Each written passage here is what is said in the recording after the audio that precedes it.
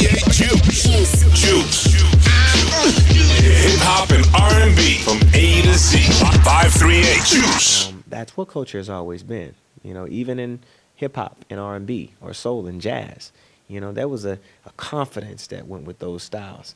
And Rev to me is that, man. It is the wave of the future. It is the now and the forever. Who are you working with for Rev? Many different producers, not one more than the other. But really, it is my contribution in leading those producers to understand how to create that balance in my working along with them. One, in giving them the subject matters that we write about, and also, you know, finding the music that really pushes the limits, you know, in terms of the sound. You know, things that may not always be the easiest thing to write to.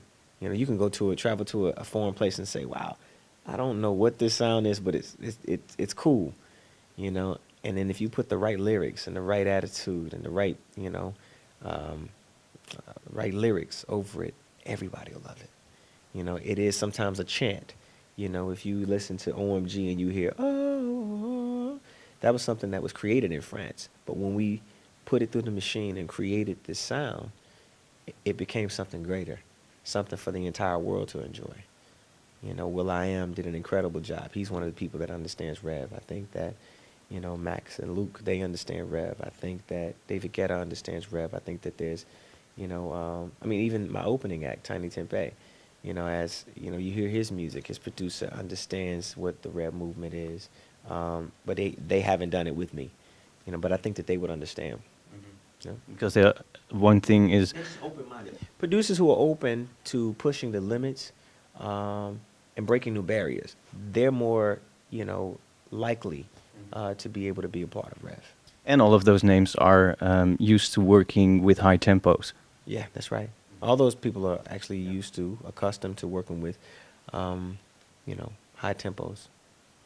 Okay, let's talk about this tour for a bit, the OMG tour. You started out in November in the US, came here.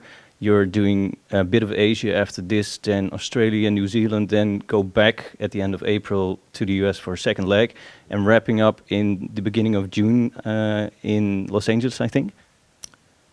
That is the second leg of the American tour, yeah. So then you'll have been touring for 7 to 8 months. What's it like to head such a major project for such a long time?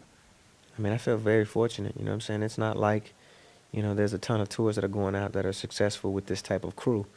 You know, while at the same time, it is important to make money, it was more important for me to really establish this type of concert and this type of experience. So the ticket was definitely affordable in certain areas.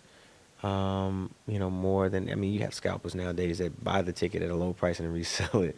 But, you know, I really did want to make, you know, this available for my fans so that they could have this experience.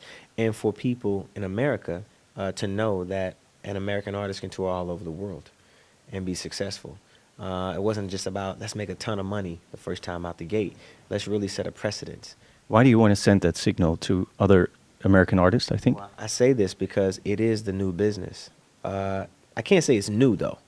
It's the business that has always been touring. It's become the biggest part. But it's becoming a more relevant part, honestly. You know, where production could take care of artists and writing would be able to take care of artists nowadays. You know, as an artist, you don't establish a long-term career without being a live performer.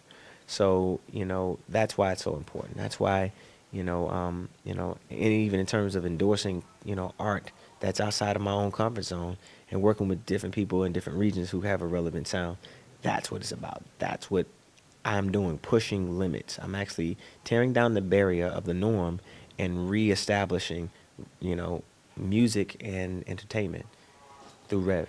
What other projects besides Rev? And by the way, how far along are you with Rev? Oh man, it's actively happening right now. I mean, as you listen to, you know, the radio, it's happening. But do you have plans do you have new releases planned, dates set? In terms of the Rev sound, of course, I'm working on more music for my next album.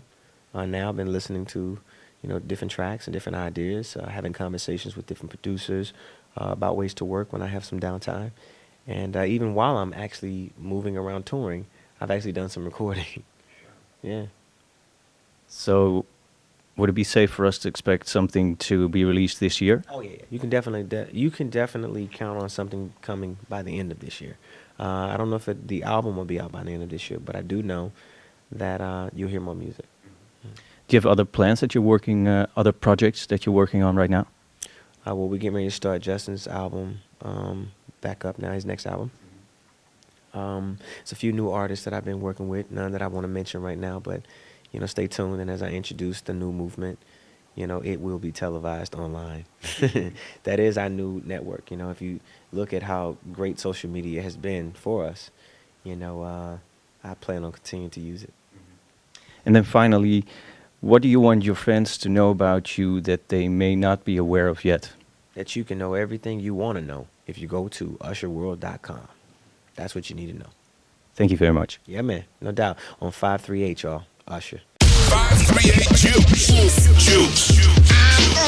Hip hop and R&B from A to Z. 538 Juice.